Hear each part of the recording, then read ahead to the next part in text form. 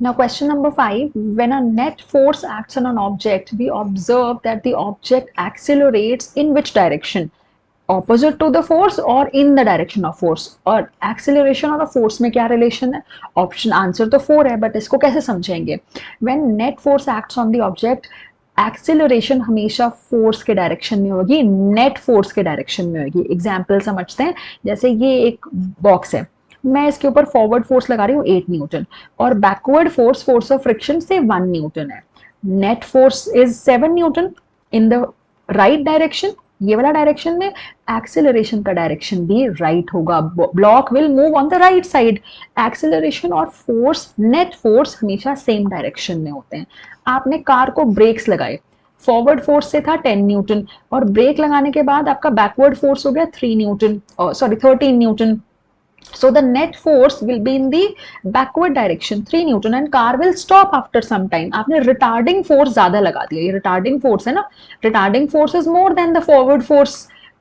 So net force is in the opposite direction. तो car में क्या होगा? Deceleration.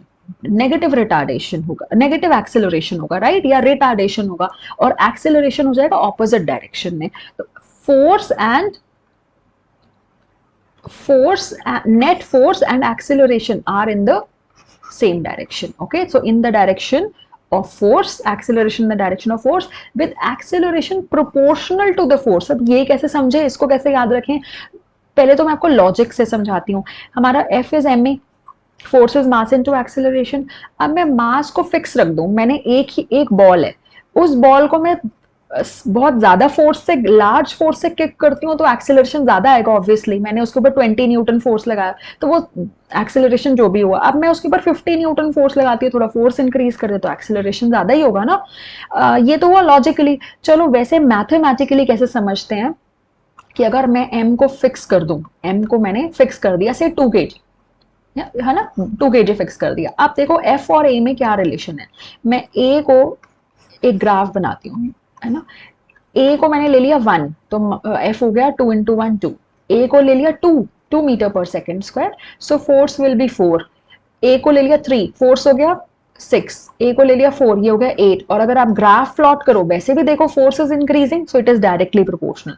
ठीक है, it is very important. If m is constant, f is directly proportional to acceleration. और अगर मैं ग्राफ प्लॉट करूं f वर्सेस a का, तो आप देखना, प्लॉट करके देखो, you will get a straight line. This is also very important. If m is constant, force is directly proportional to acceleration. And if we plot a graph, which you can always get, if we plot a graph, we will get a straight line. Okay. Now next question, the position time graph for 4 objects A, B, C, D moving along a straight line. Okay, straight line दे दिया है, तो हमें direction का तो नहीं सोचना है. Graph is given, a net force acts on which object. तो आपको मोशन चैप्टर याद होना चाहिए. ये किसका ग्राफ होता है? Position time graph, straight line. It is uniform velocity. Okay, uniform velocity भी लिख सकते हो, यूनिफॉर्म स्पीड भी लिख सकते हो. वेलोसिटी कह सकते हैं क्योंकि स्ट्रेट लाइन है. यूनिफॉर्म वेलोसिटी है तो एक्सेलरेशन 0 होगा. मैंने पहले वाले वीडियोस में भी एक्सप्लेन किया है. Uniform velocity meaning acceleration is 0. Acceleration 0 है तो F is ma, force is 0. Okay, here in this case body is at rest. अब बॉडी रेस्ट पे है तो एक्सेलरेशन तो वैसे ही 0 हुआ और फोर्स भी 0 हो गया. ये वाला कौन सा ग्राफ है? Curved line in position time graph. It is non uniform velocity. Velocity change हो रही है, वेलोसिटी चेंज हो रही है तो या तो आपने कार का एक्सेलरेटर प्रेस किया होगा या ब्रेक्स प्रेस किया होगा, तो मतलब acceleration is there, that means force is there. ठीक है, वैसे तो आप इसमें देख के बता सकते हो कि ये एक्सेलरेशन है या फिर रिटार्डेशन है, but that is not in your course. अच्छा, और ये क्या है? ये भी स्ट्रेट लाइन ग्राफ है. स्ट्रेट लाइन है, then again uniform velocity. Okay, so acceleration 0 and force is 0. Fine, so आपका आंसर रहेगा सी. अच्छा, जस्ट वैसे ही बताएंगे कि इन दोनों में क्या डिफरेंस है. दोनों में स्ट्रेट लाइन है. यहाँ पे आप इनिशियल पोजीशन से अवे जा रहे हो. जैसे अगर मैं होम को मेरा इनिशियल पोजीशन ले लूं, रेफरेंस पोजीशन ले लूं, तो होम से मार्केट जाने का ग्राफ ये है. You are going away from your initial position और योर रेफरेंस पॉइंट. और इसमें आप मार्केट से अपने घर आ रहे हो. ठीक है, coming back to your original position, to your reference point और योर इनिशियल पॉइंट. ठीक है. Now, question number 7, a sailor jumps out from a small boat to the shore. As a sailor jumps forward, will the boat move? If yes, in which direction and why? जब इसने आगे step किया, force apply किया, action हुआ, there should be equal and opposite reaction, right? So yes, the boat will move backward. What is the key concept involved here? Newton's third law. Always mention the key concept used. कौन सा law, first law, second law, या जो भी topic आप कर रहे हैं वो concept बताना important है. Newton's third law states that for every action there is equal and opposite reaction. So now when sailor comes out, he pushes the ground in the backward direction. He pushes against the floor of the boat, not the ground. He pushes against the floor of the boat with the feet in the backward direction. जैसे हम walk करते हैं तो हम ground को पीछे की direction में push करते हैं, ऐसे ही जब ये बाहर आ रहा है तो इसने भी boat के ऊपर backward force लगाया.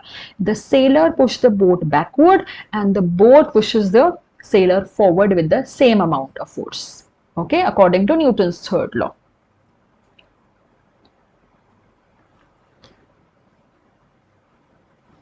Now next, during a high jump event, a landing mat or sand bed is placed for the athlete to fall upon. Explain the reason behind it.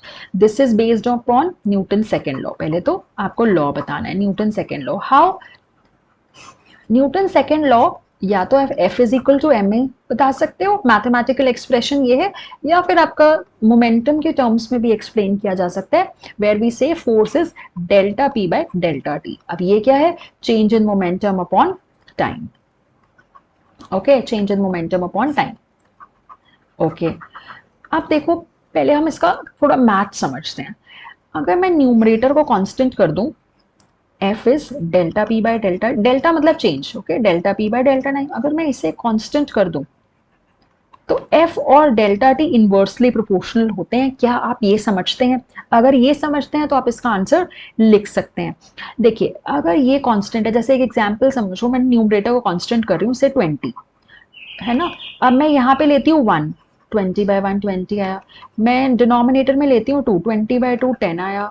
Denominator में लेती हूँ 4, 20 बाय 4 5 आया. Denominator में अब ले लेती हूँ 10, तो ये आया 2. तो आप देख रहे हो मैंने इसको फिक्स रखा न्यूमरेटर को, और जब मैं इसको इंक्रीज करी 1 से 2, 2 से 4 और 4 से 10, तो ये क्वांटिटी कम हो रही है, 20 10 5 and 2. So that means if this is constant they are inversely proportional. तो इसको लिखेंगे कैसे? फॉर कांस्टेंट या for given delta p, F is inversely proportional to delta t. पहले तो ये बात. और अगर आप हर एप्लीकेशन में न्यूटन सेकेंड लॉ में ये भी लिखाएंगे ना, तब भी आपको मार्क्स मिल जाएंगे, क्योंकि कोर कॉन्सेप्ट यही है कि F is inversely proportional to delta t. तो मतलब अगर मैं टाइम बढ़ा दूं तो फोर्स कम हो जाएगा, टाइम को कम कर दूं तो फोर्स इंक्रीज हो जाएगा. अब जब आप लैंडिंग मैट या जो भी सैंड बेड या कुशन पे जंप करते हो ना,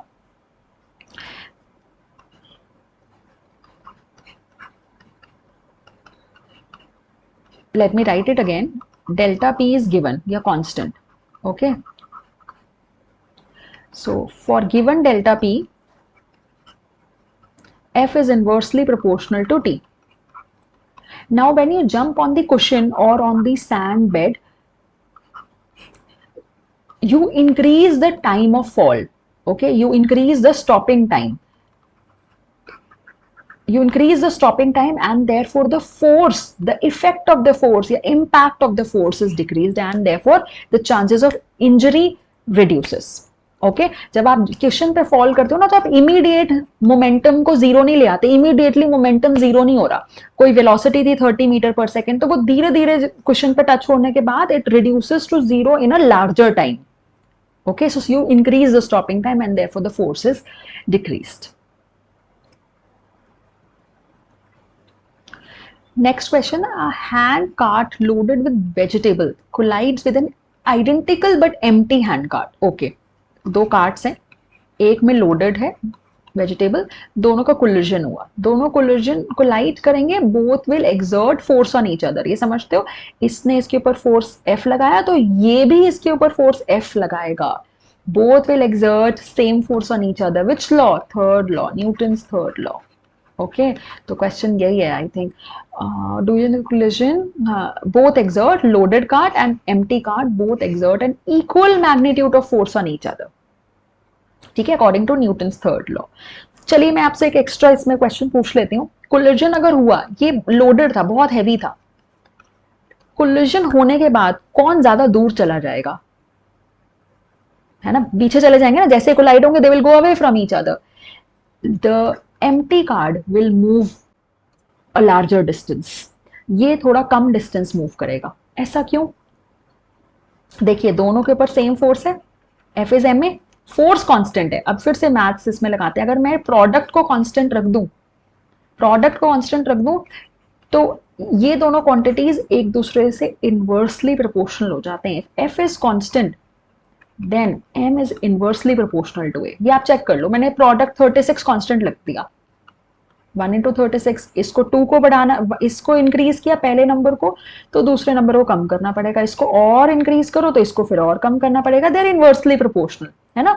अगर एफ कांस्टेंट है तो एम और ए इनवर्सली प्रोपोर्शनल है, तो जिसका मास कम है उसका एक्सेलरेशन ज्यादा होगा। This has M less mass less, so it will accelerate more, ये ज्यादा दूर तक जाएगा, वेलोसिटी इंक्रीज हो जाएगी, और ये तो हो सकता है हिले भी नहीं, या मतलब acceleration will be negligible, it has large mass and therefore A will be less for it. Okay, चलिए नेक्स्ट आ गया। अभी देखो मैंने आपको यही एक्सप्लेन किया है, यही वाला टॉपिक था, F कांस्टेंट, M और A वाला ग्राफ इसी का कंटिन्यूएशन है, वही टॉपिक। चलो पहले मैं आपको एक्सप्लेन कर देती हूँ। F is MA, just now I explained if F is constant, M is inversely proportional to A. Yes, and if you plot a graph you will get graph like this. Inverse relation का graph ऐसे होता है, ठीक है, आप actual values लेके plot करके देख सकते हैं, you will get a graph like this. Whenever we say anything is inversely, मैं कोई भी नंबर ले लूँ, x is inversely proportional to y, then plot a graph, you get a graph like this, ठीक है। तो ये भी पूछ सकते हैं, जब एनसीईआरटी में इतना दिया है तो आपको कल को ये भी पूछा जा सकता है, draw a graph of m versus a, if f is constant, you get a graph like this, shape ऐसा होगा। Now let's come to the question. The acceleration mass graph for the given है, plot the force mass graph for this case, ठीक है। तो मतलब आपको question में बोला है कि मुझे F वर्सेस M का ग्राफ प्लॉट करके दो। अब देखिए सच बताऊं तो हमें कुछ ग्राफ रीड करने की भी जरूरत नहीं है, मैं आपका इसको आंसर ऑलरेडी एक्सप्लेन कर चुकी हूँ। ये ग्राफ कब आता है? When F is constant. If F is constant, M is inversely proportional to A. तो इसका मतलब F कांस्टेंट रहा होगा, कांस्टेंट का तो ग्राफ ऐसे होता है ना। F कांस्टेंट है तो मतलब F चेंज ही नहीं हो रहा, F का वैल्यू सेम है, मास कुछ भी ले लो 1 2 3 4, F is constant। बट हम ये नहीं पता होगा तो कैसे करेंगे, चलिए। Okay so you know F is MA। Okay चलो, M 1 kg था तो फोर्स है 10, 1 into 10, 10 Newton. Okay. Now if M is 2, A is 5. 2 into 5, 10 Newton. If M is 3 का तो चलो मैं कैलकुलेट करना मुश्किल है, 4 पे देख लेते हैं। M 4 है तो A 2.5, अगेन 10। फोर्थ में M 5 है, ये लिख लेना, M 1 kg पे ये, M 2 पे ये आ रहा है, और M 3 पे 4 पे ये है, और M 5 पे 5 इंटू दिस इज 2, 5 इंटू 2 10, सब में कांस्टेंट आ गया। Now how to plot this, ये 10 ले लो, यहाँ पे ये 0, ये F है इन न्यूटन, यहाँ पे 1 2 3 4 5 स्पेसिंग इक्वल दे देना, and this graph. Okay, so F is constant, F is 10 Newton. Okay, चलिए next, the velocity time graph of mass 10 kg moving along a straight line is given to you. Force बताओ, अब आपका chapter 1 का knowledge use होगा। velocity time graph straight line, कौन सा motion है? uniform acceleration, है ना। and how do you find value of acceleration? It is given by the slope of the velocity time graph, slope of VT graph. How do you find the slope? It is perpendicular upon base. एक कोई triangle बना लो, make any triangle, you can take this triangle, ये वाला triangle ले लेते हैं, perpendicular this length upon this length, ये length कितना है? 30 minus 20 है ना, ये length 10, और ये कितना है? 4, सो 10/4, 5/2, 2.5 मीटर पर सेकेंड स्क्वायर, ये है एक्सेलरेशन ऑफ द बॉडी। हमें इसके ऊपर फोर्स पूछा है, F is ma, Newton second law, m 10 kg, a 2.5, so you get 25 newton. अच्छा, please make sure that all the units are in SI units. ये metre per second square में है, ये सेकंड में, मीटर पर सेकंड में है, ये भी सेकंड में है, और ये केजी में है, तभी मैंने न्यूटन लिखा है। अगर ये ग्राम में होता तो आपको कन्वर्जन करना होता। चलिए next question, a bullet of mass 50 gram moving with the speed of 100 metre per second enters a heavy stationary wooden block. अच्छा, एक वुडन ब्लॉक है, इसमें बुलेट डाला हमने, बुलेट डाला, ये बुलेट एंटर किया और इसका रिटार्डेशन हुआ होगा अंदर, तभी तो स्टॉप किया, रिटार्डिंग फोर्स जरूर होगा। तो स्टॉपिंग फोर्स ही हमें फाइंड करना है।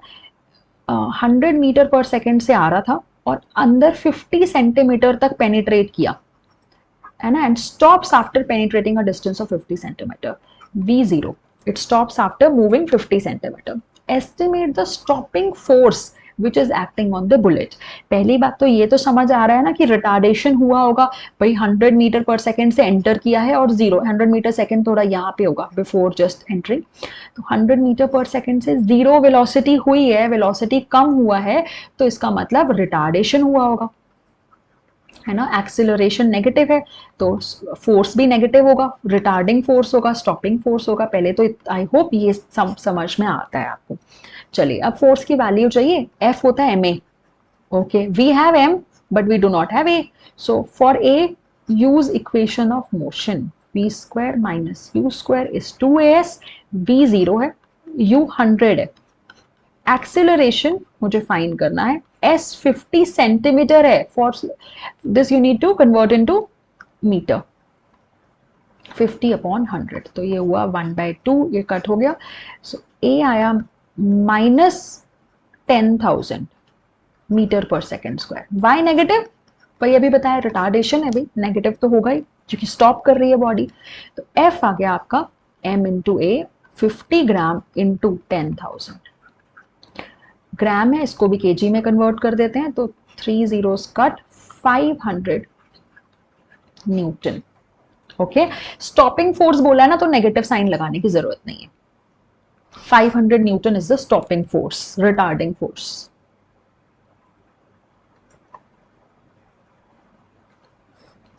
Next, an ace footballer converted a penalty shot by kicking the football with the speed of this. The estimated force they imparted was 800 Newton and the mass of football ये है, time of contact बताओ।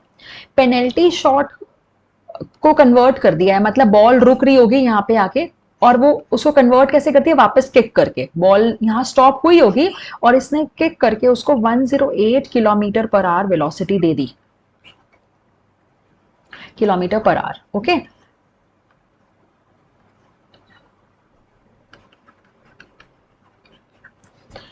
Estimated force imparted was this, mass ये है, तो F is ma से मैं पहले तो एक्सेलरेशन फाइंड कर ही लेती हूँ, A is F upon m, 800 upon 0.4, ये हो गया आपका 2000 मीटर पर सेकेंड स्क्वायर, ये एक्सेलरेशन है।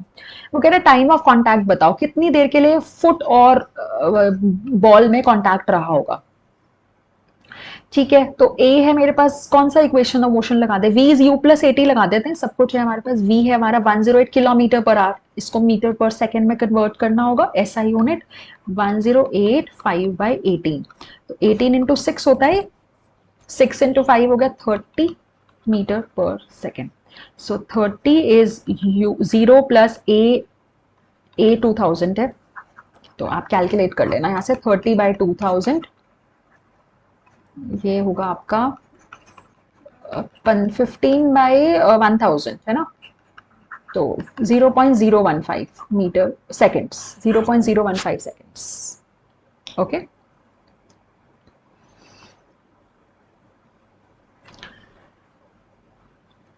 Fourteenth question, an object of mass 2 kg moving with constant velocity of 10 meter per second encounters a rough patch where force of friction on the object is 7 Newton. Okay. And at the same time, additional constant force of 3 Newton opposing the motion is applied on the block, on the object.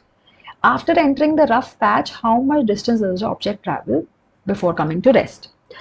पहले वो 10 metre per second speed से move कर रहा था, ठीक है. ये velocity अगर मैं देखूं, पहले तो 10 मीटर पर सेकेंड स्पीड थी. उसके बाद ये एक रफ पैच शुरू हुआ हुआ, फोर्स ऑफ फ्रिक्शन आ गया वहां पे, तो वेलोसिटी धीरे धीरे रिड्यूस होते होते जीरो हो गई. ये बोला फोर्स लगा after entering the rough patch, how much distance does the object travel before coming to rest. तो सीधा 10 मीटर पर सेकेंड से जीरो हो गई. ये वाला कौन सा पैच रहा होगा? रफ पैच, जिसमें फोर्स और फ्रिक्शन एक्ट कर रहा है. ओके. इससे पहले तो 10 मीटर पर सेकेंड थी, ये समझते हो. u हो गया 10 मीटर पर सेकेंड, v हो गया 0. कितना फोर्स एक्ट कर रहा है उसको स्टॉप करने के लिए? 7 न्यूटन तो फोर्स ऑफ फ्रिक्शन था, 7 न्यूटन फोर्स ऑफ फ्रिक्शन था, और 3 न्यूटन मैंने और लगाया उसको स्टॉप करने के लिए, additional force opposing the motion लिखा है ना, ओपोजिंग द मोशन, तो ध्यान देना. तो 7 न्यूटन और 3 न्यूटन दोनों ही मोशन को ओपोज कर रहे हैं. F कितना हुआ? 10 Newton in the opposite direction. Okay. F 10 Newton है, तो मास गिवन है 2 kg, mass is 2 kg. I can find acceleration. F is ma, तो 10/2 5 metre per second square. Okay, बस आगे. अच्छा, ये नेगेटिव होगा. I hope you understand this. Acceleration will be negative. This is a retarding force. F is -10. Okay.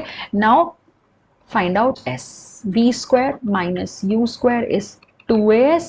So V 0 है. U 10 into 10. 2 into -5 into S. तो ये आपका आया 10 मीटर.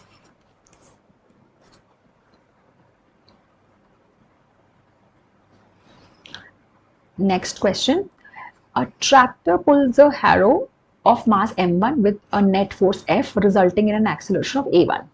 ठीक है, एक बॉडी बना देती हूँ भी. m1 mass, force F and acceleration a1. ठीक है. Same tractor pulls a trolley of mass m2 with force F. m2, same force, acceleration a2.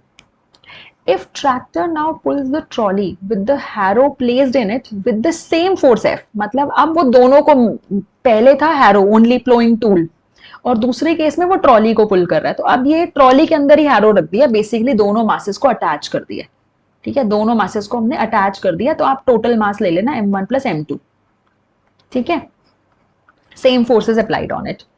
अब बताओ, obtain an expression for the resulting acceleration in terms of a1 and a2. इसकी acceleration क्या होगी?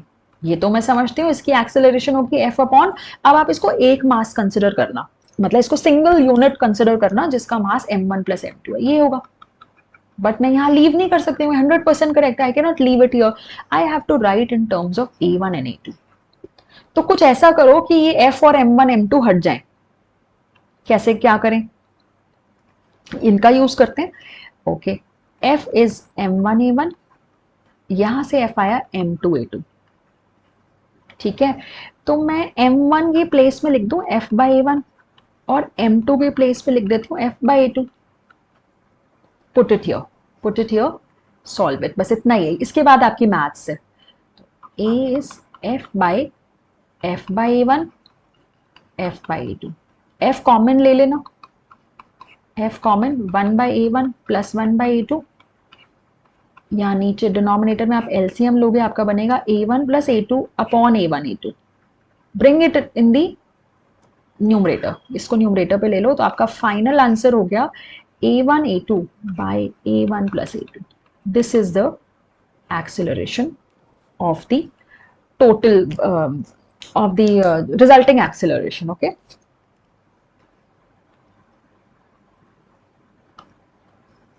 now last question.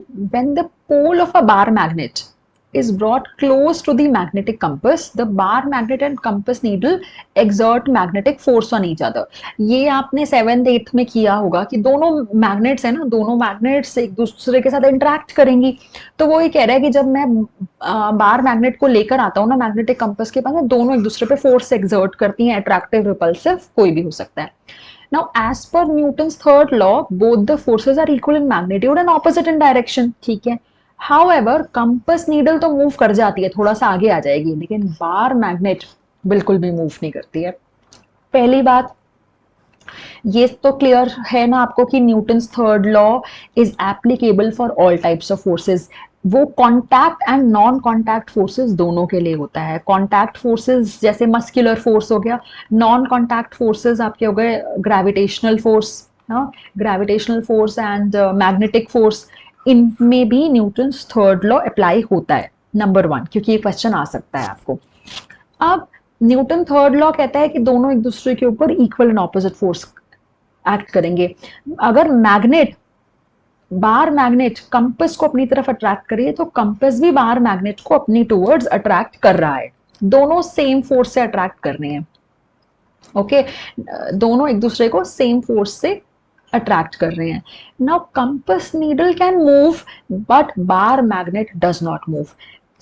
Answer बहुत simple है, अभी explain कर चुकी हूं मैं आपको. Actually F is ma, if F is constant, M is inversely proportional to A. अभी हमने डिस्कस किया था ये. That means if M is more, acceleration will be less. Just apply the same concept here. Compass has less mass and therefore its acceleration is more. वो हमें move करता हुआ दिख जाता है. And this has more mass and therefore its acceleration is less. बस simple यही answer था. अब इसी पे ही बेस में बहुत क्वेश्चंस बनते हैं. इस पे वो वाला क्वेश्चन भी आता है, आपकी बुक में भी शायद लिखा है, ट्री से एप्पल फॉल किया और ये है अर्थ. हाँ, ये है अर्थ.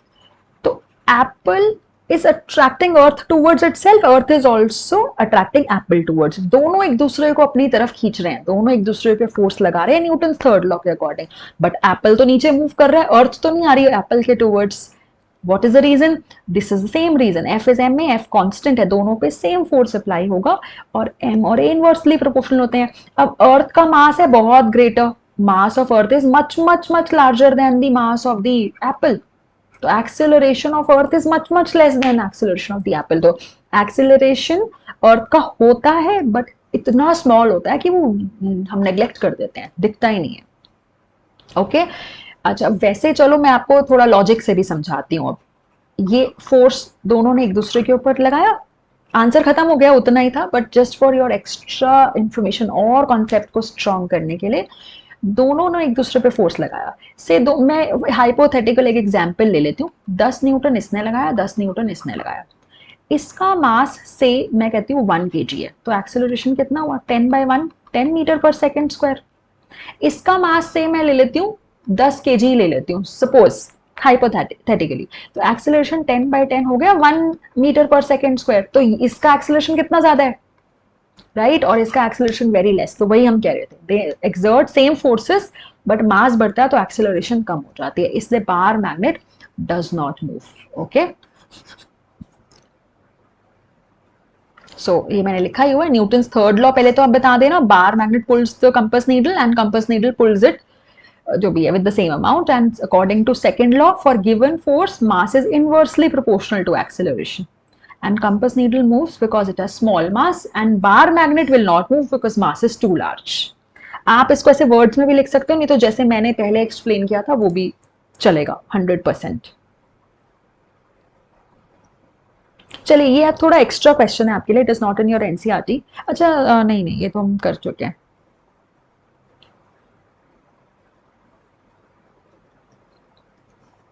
चलिए, ये क्वेश्चंस आपके होमवर्क क्वेश्चन है, you can write the answer in the comment box. This question also please solve and write the answer in the comment box. I will check, or if you want me to discuss, I'll discuss in the next video.